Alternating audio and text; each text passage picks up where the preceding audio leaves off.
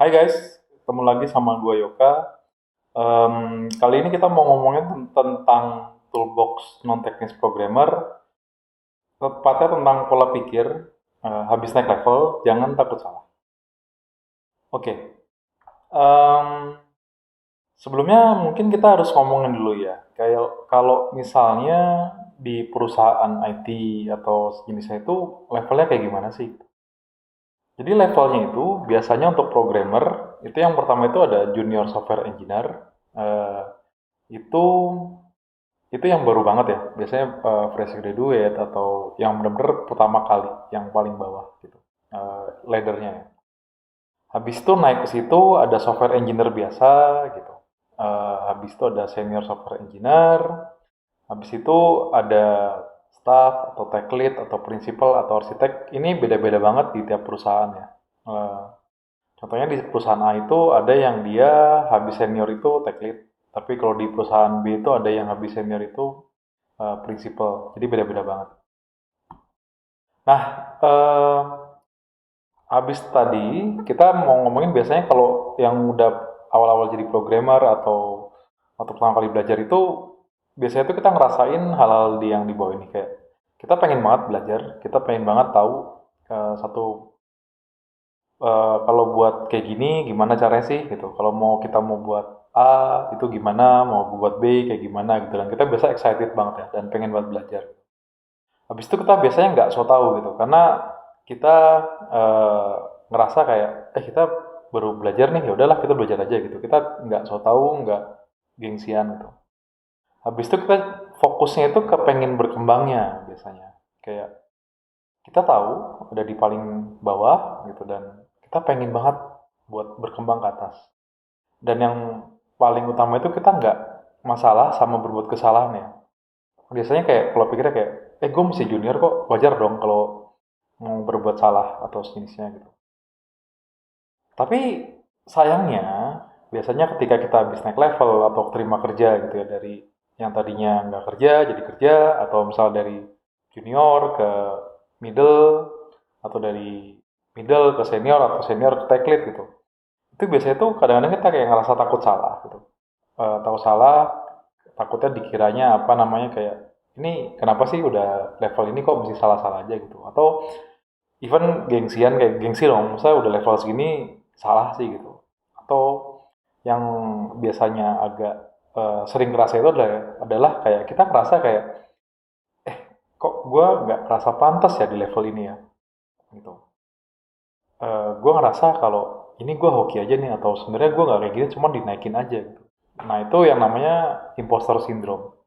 Jadi imposter syndrome itu apa sih? Imposter syndrome itu definisinya tuh kayak yang di sini ya. Itu kayak kondisi psikologis di mana ada satu individu itu kayak ngerasa kalau skillnya, talentnya, dan pencapaian yang udah dia capai ini kayak apa ya? Kayak takut kalau dia ngerasa dia ketahuan bohong gitu. Padahal sebenarnya bukti-bukti itu udah banyak gitu. Kalau dia tuh kompeten, kalau dia tuh emang benar-benar mampu gitu. Tapi dia tetap ngerasa kalau ini gue nggak eh, gue nggak pantas dapetin ini. Gitu. Nah, kalau ngerasa kayak gitu baiknya jangan ya. Kenapa? Karena itu nggak bagus juga gitu. Sekarang balik lagi kita ngomongin tentang promosi di kerjaan. Biasanya promosi itu ada kriterianya ya. Kayak misalnya kalau di mana-mana gitu biasanya ada proses namanya performance review atau calibration gitu yang biasanya itu diadain tiap 6 bulan sekali atau satu tahun sekali ya tergantung perusahaannya gitu. Ini tuh biasanya tuh akan di challenge bener-bener kayak misalnya ada untuk level junior dia butuhnya apa sih sebenarnya sih kayak mungkin dia perlu bisa benerin bugs yang sifatnya lebih kecil gitu atau buat ngapain atau mungkin biar bisa ada dikasih tiket yang sifatnya tidak terlalu kompleks bisa gitu dia bisa belajar dengan cepat atau at least belajar gitu. Atau kalau misalnya kayak senior dia bisa dikasih soal yang atau eh, tiket yang susah dibikin ada project yang kompleks dia bisa nyelesain gitu. Dia bisa mulai bisa nge-mentoring juniornya dan lain-lain tuh. Jadi sebenarnya ketika ini hubungannya sama yang tadi ya, sama yang imposter syndrome itu, ketika kita naik itu sebenarnya itu udah di challenge gitu loh. Udah dipastiin kalau kita sebenarnya bisa naik gitu. Dan emang ada yang belum 100% nyampe tadi semua targetnya ya. Misalnya ada 10 poin gitu, dia belum 10-10-nya gitu. Tapi biasanya ketika dinaikin itu, dari yang mereview ini, biasanya kalau yang nge-review ini, kalau di perusahaan teknologi itu biasanya kayak 360 ya reviewnya. Jadi dari atas, ya dari atas ada misalnya ada satu software engineer, itu dari manajernya akan nge-review itu gitu. Dan dari bawahnya juga iya gitu. Misalnya dari juniornya gitu. Atau dari sampingnya juga iya. Sampingnya itu kayak teman-temannya segala macam gitu. Jadi semua itu akan dipertimbangkan ya. Nah, emang belum ada yang 100%, belum pasti 100% ya. Tapi biasanya kalau emang dia udah kayak 80%, 90% kayak gitu, dan kita yakin kalau misalnya dia itu bisa perform di sana gitu, biasanya akan dinaikin gitu. Tapi em, ya itu pun dengan mempertimbangkan banyak hal ya. Dan tentang promosi ini juga, sebenarnya level itu akan selalu relatif di setiap perusahaan. Contohnya ada senior di perusahaan A itu belum berarti dia di perusahaan itu senior juga, bisa jadi junior gitu. Atau bisa jadi dia jadi tech lead gitu, atau staff engineer atau principal, itu beda-beda banget ya gitu. Nah, dari sana itu yang pelajarannya apa? Jadi kayak kita perlu santai aja gitu. Kalau emang kita dinaikin, itu jangan jadi beban juga gitu. Jangan jadi beban. Karena sebenarnya satu, itu udah melalui proses gitu. Dan yang kedua, itu tuh apa ya? Itu selalu relatif gitu loh. Jadi ketimbang kita fokus ke sana, gimana kalau fokusnya itu lebih ke gimana sih kita jadi bisa jadi software engineer yang emang itu jadi lebih baik dari waktu ke waktu ya. Nah, eh, balik lagi jauh gitu tentang berbuat kesalahan nih habis promosi gitu. Habis tadi kita ngomongin tentang levelnya ada apa aja, terus kayak promosi itu sebenarnya prosesnya kayak gimana, kurang lebihnya, atau singkatnya ya. Itu tentang berbuat kesalahan di kantor itu, sebenarnya itu kayak nggak apa-apa gitu sebenarnya berbuat kesalahan di kantor. Selama satu, dia tidak disengaja, dan yang kedua, selama kita belajar dari itu. Biasanya kalau di perusahaan yang ada software engineer-nya atau programmernya, setiap kali kita ada kesalahan, itu kesalahannya dalam artian bisa jadi kayak ada production-nya bermasalah atau sinisnya gitu, biasanya kan selalu ada laporan postmortem atau pasca insiden gitu. Nah, dari sana sebenarnya, kalau misalnya kita berbuat kesalahan yang emang nggak disengaja dan kita belajar dari sana, ini akan bikin kita tuh sebenarnya tambah jago ya gitu. Karena kita nggak akan melakukan kesalahan yang sama lagi. Semoga aja nggak melakukan kesalahan yang sama lagi ya. Karena ketika misalnya kita, eh, contoh ya, ada apa ya? Contohnya misalnya, ketika di satu production system gitu, kita ada caching. Caching ini gunanya buat bikin cepet ya. Eh, Terus caching itu kita hapus dan bikin itu jadi down. Itu kita pasti akan ingat-ingat nih, kayak sebenarnya kalau mau hapus caching itu ada sesuatu yang harus dilakukan dulu biar dia nggak bikin down. Jadi kita akan belajar dari sana sebenarnya. Nah, mungkin ada yang nanya kayak, itu kan cuma teori doang ya. Buktinya apa kalau bikin kesalahan itu aman, atau sebenarnya kayak bikin kesalahan itu apa ya? eh, Tidak bermasalah. Tanda kutip tidak bermasalah seperti yang tadi ya. Ini gue mau cerita aja nih. Ada beberapa cerita ya. Ada 4. Yang pertama, waktu itu dengar dari orang itu. Ini kebetulan di perusahaan yang ini ya, yang ada di sekarang gitu, di ruang guru. Itu ada satu orang yang dia ngedrop table di database gitu. Dari satu database di production. Database ini hilang. Waktu itu udah fix karena ada backupnya dan lain-lain ya gitu. Nah, sekarang orang itu jadi EM, Engineering Manager. Jadi orangnya aman. Yang kedua, waktu itu ada juga gitu. Kayak dari ini kebetulan ini ya, kebetulan dari tim gua gitu. Dia nge-clean Redis cache di production. Efeknya itu karena cache-nya ini sifatnya dia yang modelnya kayak warming warming gitu ya. Servernya ini down sekian puluh menit gitu. Akhirnya kita berhasil fix juga dan sekarang orangnya juga jadi senior engineer gitu. Jadi tetap aman ya. Kalau dua ini kurang, ada lagi. Yang ketiga, waktu itu ada programmer gitu. Dia pakai React Native di production. React Native ini sebenarnya ini ya, kayak teknologi front end yang dia bisa dipakai di uh, native application kayak di Android atau di uh, iOS gitu. Nah, di React Native ini ada mekanisme namanya code push. Code push ini kita pada dasarnya kita bisa nge-publish atau meng-update app tanpa kita harus rilis ke Google Play. Kalau emang dia udah jalan ya gitu. Nah, waktu itu ada kejadiannya code push ini error gitu. Dan aplikasi ini jadi lemot banget gitu. Jadi yang startupnya itu harusnya cuma 3 detik atau berapa, ini jadi kayak 20 detik. Nah, problemnya yang di sini tuh pelakunya tuh dia habis promosi ke senior gitu. Waktu itu ya kondisinya. Tapi ya udah kita fix aja dan sampai sekarang orangnya aman-aman aja dan jadi senior juga gitu.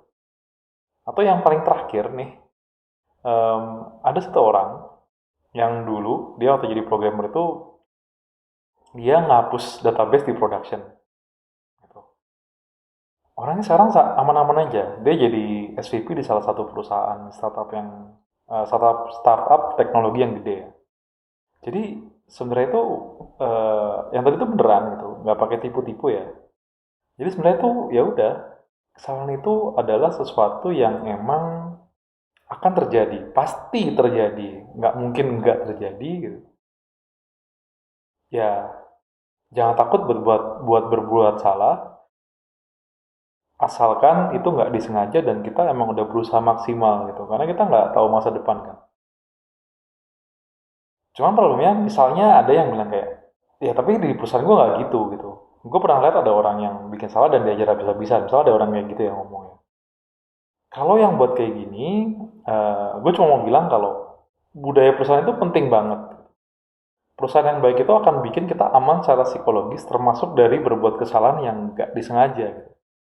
Ataupun, ya kesalahan harusnya tidak disengaja ya. Kalau disengaja itu namanya bakal borderline ke tindakan kriminal ya.